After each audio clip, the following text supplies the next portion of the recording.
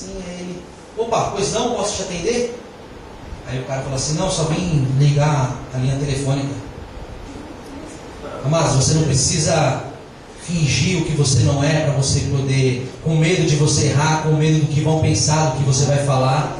Você tem que ser você, amados. E Deus vai ser com você quando você estiver na verdade, porque Ele é verdade. Amém, amados? Amém. Glória a Deus. Aleluias. O segundo medo que eu quero falar aqui, amados, é o gigante da rejeição. Sabe, queridos, a rejeição ela tem afetado muito as igrejas de hoje. A rejeição geralmente ela é influenciada por quando a gente deixa que opiniões de pessoas despreparadas mate seus sonhos ou impeça-nos de realizar uma simples tarefa se sentindo incapaz. Faz com que nós nos sentimos incapazes, querido. Quando isso acontece, você não consegue mais se relacionar com as pessoas. Você se tranca. Você cria um trauma. Você abre mão dos seus sonhos porque já rejeitaram o seu sonho. Ou simplesmente você compra a ideia, se deixa convencer de que há muitos obstáculos e é melhor desistir. Mas eu quero falar para você, querida, esta noite, não deixe ninguém fazer dos teus sonhos um fardo, falar que os teus sonhos não vão prosperar, que você não vai conseguir. Não deixe ninguém fazer com que você veja o seu sonho como uma rejeição, querido. Os teus sonhos são os teus sonhos, amados, e você vai realizá-los em nome de Jesus. Não desista dos teus sonhos. Acredite no teu potencial. As pessoas que fazem isso, elas tentam deixar a gente, talvez eu não consiga mesmo, talvez o irmão tem razão. Às vezes é o inimigo que está usando, amados, porque o inimigo sabe, se você estiver na presença do Senhor, realizando a vontade do Senhor, os teus sonhos são questão de tempo para ser realizado. E você estando bem, você vai bem na obra do Senhor, e a obra do Senhor vai crescer, e a obra do Senhor não vai ficar atrofiada, ela vai desenvolver. Amém, queridos? Glória a Deus. Aleluia, Senhor. Obrigado, Senhor. Aleluias. Não deixe, amados, as pessoas fazerem com que você se sinta rejeitado. 1 Samuel 17:28 diz assim: E ouvindo Eliabe, seu irmão mais velho, falar àqueles homens, acendeu-se a ira de Eliabe contra Davi, e disse: Por que desceste aqui? E a quem deixaste aquelas poucas ovelhas no deserto? Fazendo descaso da ocupação do irmão. Muitas das vezes é assim, muitas das vezes nós não fora da igreja não, amados, às vezes mesmo dentro da igreja, por falta de sabedoria, às vezes o inimigo, ele se infiltra, amado, ele quer acabar com a igreja. Ele tem um alvo principal e ele tenta de qualquer maneira, queridos, fazer com que nós, fazer descaso de tudo aquilo que você faz, tipo tentando te humilhar. Assim foi Eliabe aqui com Davi, queridos. O seu irmão guardava a mágoa de Davi, devido a Davi ter sido escolhido por Deus, e tentar humilhar Davi na frente do pessoal, do exército que ali estava. Só que Eliabe, ele acabou esquecendo quem que era o seu real adversário, que era Golias.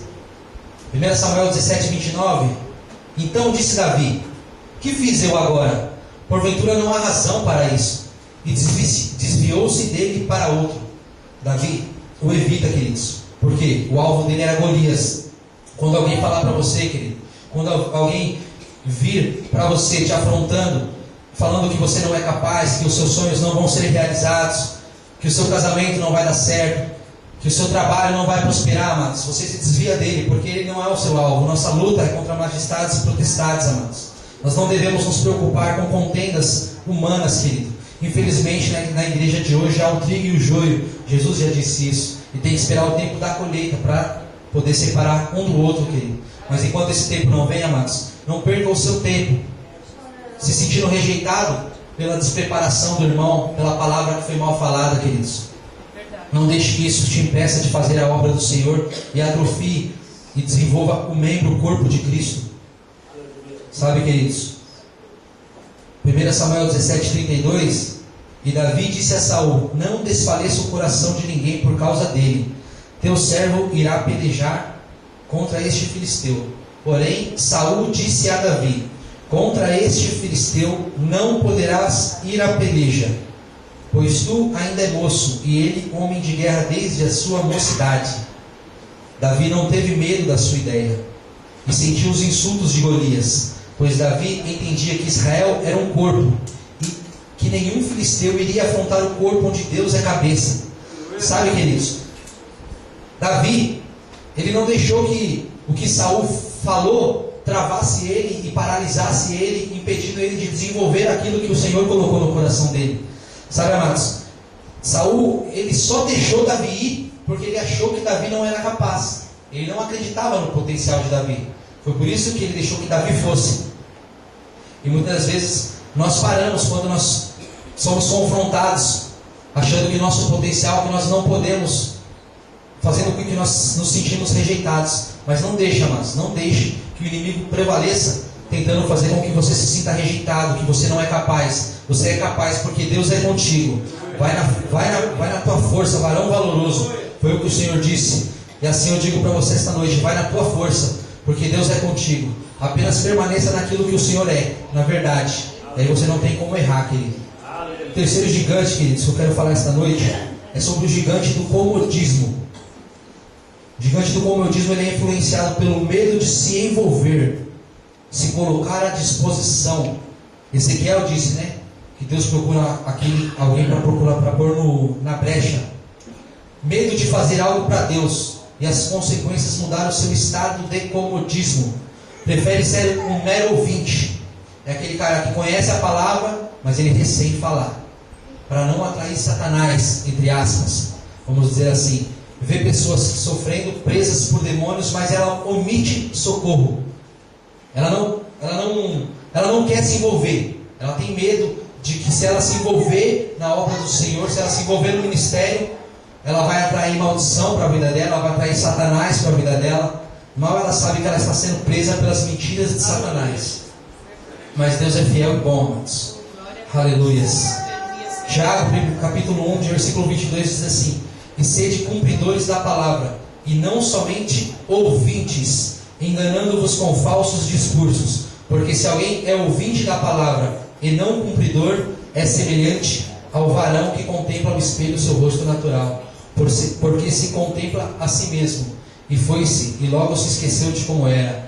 Aquele, porém, que atenta bem para a lei perfeita da liberdade, e nisso persevera, não sendo ouvinte esquecido, mas fazedor da obra, esse tal será bem-aventurado no seu feito. Não seja um mero ouvinte, amados. Não, irmão, mas eu não fui ungido ainda. Irmãos, seu ministério começa quando você aceita Jesus.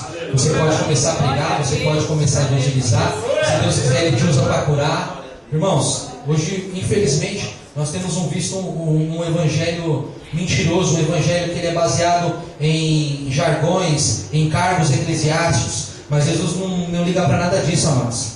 Tanto é que Ele salvou aquele ladrão naquela cruz. Tanto é que Ele acabou de curar um endemoniado, e o endemoniado foi pregar para 10 cidades. As 10 cidades creram no que Ele falou. Amados, se você não está disposto a fazer a obra do Senhor, Deus vai lá e pega um gadareno, cura ele, liberta ele, põe ele para pregar, para evangelizar para 10 cidades. As 10 cidades vai crer, amados. Então se coloca à disposição do Senhor, amados. Porque muitas das vezes nós só nos colocamos na posição que o Senhor quer que nós nos colocamos. Saímos do comodismo quando é do nosso interesse, quando tem um filho nosso envolvido.